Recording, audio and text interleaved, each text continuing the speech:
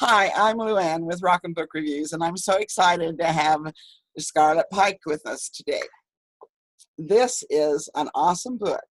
I read on an average of about 4 to 6 books a week, and this is by far the best book I have read in a long, long time, and I read a lot of good books. And so I am very impressed. So I invited Scarlette on with us today, and we're going to get a little more acquainted with her. Scarlette, you was raised in a very small community. Was good English. You were raised in a very small community. Tell me the pros and cons of being raised there. Well, I actually grew up in a couple small communities. We moved around a little bit, and it was nice on the one hand because I had lots of freedom to just run around and do what I want, and everybody knew me, so I couldn't get into a whole lot of trouble. I think the con is that you kind of run out of space to run around in. You kind of keep running into the same people at the same places, and you have to kind of get creative. And I did like running around and having all this freedom. I did like that because my little brother has Downs. And so it was nice everyone knew each other, and it was nice. You kind of have to rework relationships pretty often because there's no one else to hang out with. I mean, we lived in a place where the closest town was 7 miles away, and even there it was population about 300. So if you Is didn't that Bunkerville? What's that? Was that Bunkerville? It's actually called Kashuram, Utah. Okay. And it's pretty small. We lived in a couple of small places, but I think we were there for the longest. And yeah, it was fun. I liked it. So you didn't have any difficult living in such a small area? I do like, I like big stores. I like Winco and Target, and I like the options. I do. Our address was literally box 1 because we were the only house like on a big long highway. So I do like having options of places to shop. So I do like that. I can relate. Yeah. Okay. What was your favorite things to do growing up? I was always outside with friends, always. I grew up in a family. There was 9 of us, 9 kids. And they all like to read. They all like to read and write. Me? And they were all having these big intellectual conversations, and I didn't feel like I could contribute. So I would be outside with Did friends. your mother read to all the kids when they were little? Did she what? Read to all of you when you were little? Yes. Yep. We had story time every night, and she was really good about that. But I just never really had an interest, even in good fiction books that I love now and that I read to my kids. I really just wanted to be outside all the time. We always lived next to some kind of body of water, so we'd make makeshift boats and go fishing, and that's what I enjoyed doing. I really didn't enjoy reading and writing until I was early, mid-20s. Wow. Okay. And so what inspired you to become a writer, especially since you didn't like to read? Absolute desperation. Yeah. So I actually, I worked in hotel management before. And I worked in this one, especially, I helped it get it up on its feet. I was there during construction, and I was there at least 50, 60 hours a week. And then I was on call the rest of the week. So I was used to being really busy. This was mid-20s. And then we decided to move so that my husband could get his first career job as a designer. And I thought, oh, no worries. Like, I'll just get a job there. Well, we get there, and we find out about a week later that, surprise, we're pregnant. And it was good news, but also after I was done being sick, I was showing. And I felt like that really contributed to me not getting a job standing on my feet for 8 hours a day. Oh, yeah. So no one would hire me. And I went from 60 hours a week on call all the time to 0. And even after my baby was born, he is one of these crazy children that would just sleep through the night right away, first day. Wow, how lucky. I wanted to be grateful, but at the same time, I was like, I need you to be needy so I could do something with my life. And during the day, he'd take these long naps. And so I was still just left to myself. But the another problem was that our income was halved.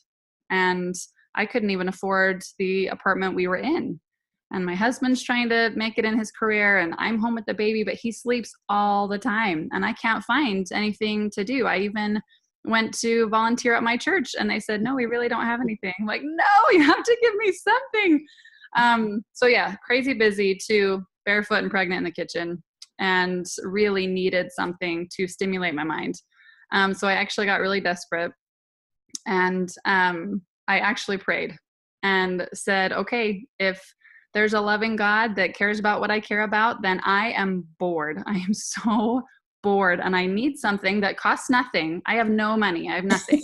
Costs nothing. And I can do at home while my baby sleeps. What is that? Like, not even knitting. I don't have money for yarn. So tell me what I can do. And it was kind of a belligerent prayer.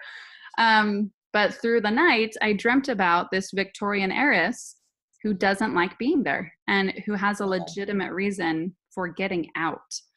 And so I woke up and was like, okay, thanks. And also, where would she go? So I looked at different ways that Victorian heiresses could run away. That's how I got started. So that's why you had to write your book in freezing cold. Yes. That's why in my bio, I say I wrote it in a freezing cold apartment because we had to keep the temperature as low as possible. Because yeah, no money, no monies. Well, I can understand. I've been there, done that. Have you? Yeah, my kids used to be just the opposite, though. I told them if I had a chandelier, they'd be swinging on it. People didn't believe me until they actually tried to help me out by babysitting, and they never came back a second I know. Well, I had 2 more babies, and the 2 more are exactly like that. Just I say that my daughter was born angry. She was just born rambunctious and just go get the world kind of mentality. So yeah, my other 2, not so calm and mellow. No, they're definitely individual, aren't they? Yes, they are. Okay, so what inspired you to use Africa as part of your book? So I looked at different ways that women could get out of London society. And I really thought that the really only way was to go as a missionary. And they were mostly going to 3 places, China, India, and Africa. And I looked at China and India, and nothing really caught my eye. But then when I looked at Africa, I found David Livingstone's journals were all free on Google Books. And so I could read through them, and I went, I really like this guy. Like, I like that he just, went and did this, and his writing is really appealing, and I liked him. And then I met his one convert, Chief Sechela, and I was like, okay, this is where she runs away to. These are the people that she hangs out with. So that was now. How much of the tribal chief and his tribe? How much of that part was factual?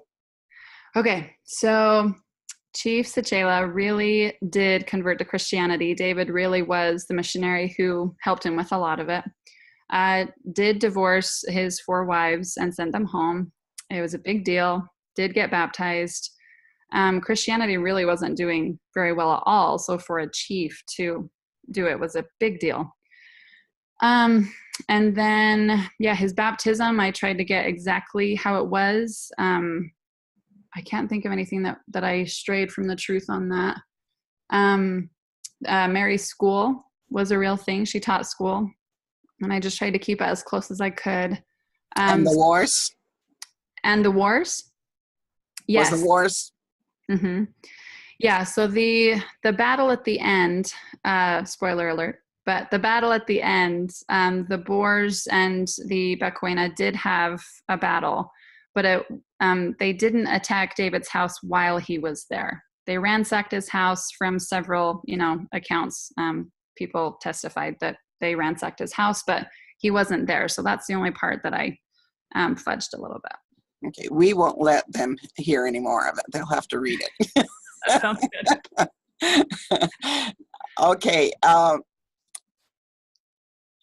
She came from the main character came from a very affluent, titled place in Britain. Mm-hmm. During that time period, the 1840s, how prevalent do you think it was that a woman really could have, the mother, could have that much influence over her husband and children, and him being the moneymaker, the title holder? Right. I don't know. I'm not exactly sure, and there'd be no way to track how prevalent it was. I think it is very possible, though. I just think that in the society that it was, so a person who's abusive has trauma behind that, right? They abuse so that they never have to be in victim mode ever again. And I just think if her mother, which we'll learn more about her in the sequel, and she is a highly traumatized woman, if she had nowhere to go for help and it wasn't socially acceptable to get help, there's certainly no therapists around, and no one to talk to no one to talk to about serious things, then what would happen to her, So I think it is very possible. And as long as she kept that front and that facade on, then I think there is a lot that she could get away with. Okay. I lost my thought. Okay. Happens to me. Okay. You have begun the sequel though? Yeah. Or have you not? You have. Yeah. Can you tell us just a little about, without ruining it? You bet. So I have outlined the sequel. I know how the story's going to go. I outlined it the same way I did in Spite of Lions, just this rough event sequence and character introductions and things. And you saw in the epilogue, Anna, the captain, and Mebalwe are in London facing Anna's demons. The part, let's see, I wrote down the specific teaser that I was going to give because I'm so excited for all the things that are going to happen in the sequel. Oh, okay. The reason that they're in London, and I don't mind sharing this at all. The main reason they're in London is because they need money, right? They need money to buy supplies, to buy water, right? It takes money to get water out there and to get the Bekwena settled so that they can go and get, someone. I don't want to give any more spoilers away. Right. But they need money. And she goes, okay, then I need to go to my mom's house. That's where I know there's money.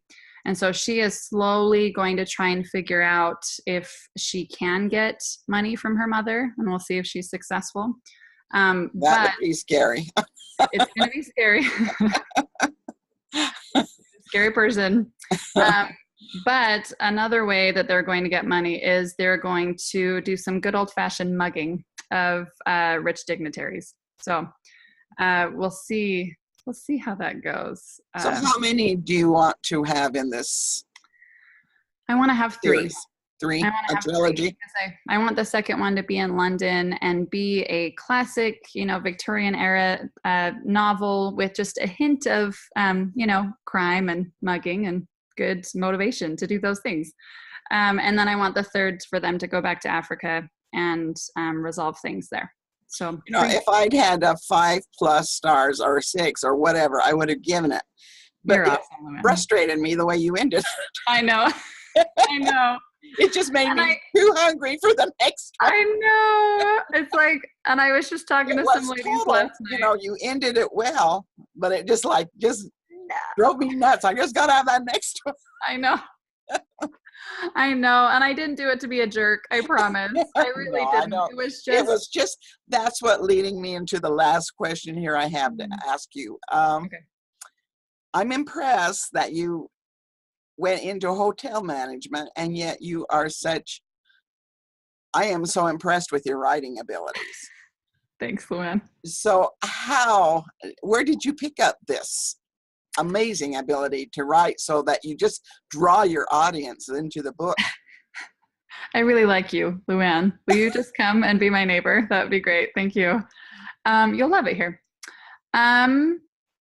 I'm not exactly sure. I know that I write like I think, and I am a deep thinker. I know that I'm constantly thinking about concepts, and I really love mental health and the effect that it has on people, and how they can recover from those things like that. And it would be fair to say that I was although I wasn't enthusiastic about reading and writing as a kid, I was around it a lot.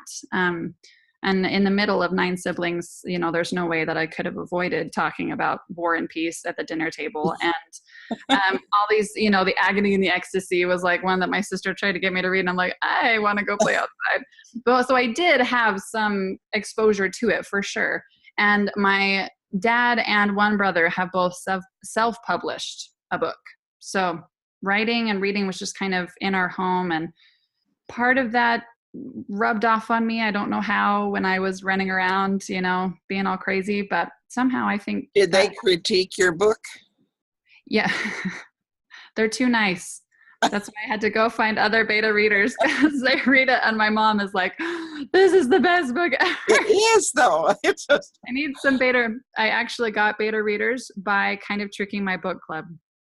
I talked to my friend who was hosting our book club that month and I said, so I've written this novel. I wonder if we could just, slip it to our book club and just don't tell them that it was me that wrote it. So I got to hand it out and then I got to sit in the book club and just sit and listen to what they thought about the book. So that's how I got beta readers. My family does read my books and they're super supportive and loving, but they're just too nice. I needed someone to tell me what was wrong with it. Be objective without being mean. So, exactly. That's the hardest part is getting, accepting the critique and not getting offended. Yes, to be objective, even though you're asking them because they're your friend, and it's like, but be mean to me and be truthful, and there's just not very many of those. So, well, I'm excited. I'll be anxiously awaiting the next one. So. Good. Thanks, Luann. Okay, I understand you have an offer that you're going to give our listeners. Definitely. Yeah. What is it? A giveaway. And whoever wins in the US or Canada, they can choose a physical or an ebook copy. And anyone outside of the US or Canada, you can still participate. We just have to have it in ebook. So that's from my publisher. That'll be great. And we'll end it on the 10th of May. Does that sound good? That sounds good. We'll send it out. Okay, so grateful. Is there any final words you'd like to say before we close? No, just anybody who hasn't read it, enjoy Africa. Meet you there. It's so fun. I loved writing it. And I really encourage our listeners to read it. It is fantastic. I enjoyed it too. Thank you. And to all of our readers, we want you to explore the universe through books. And goodbye for now. Thank you.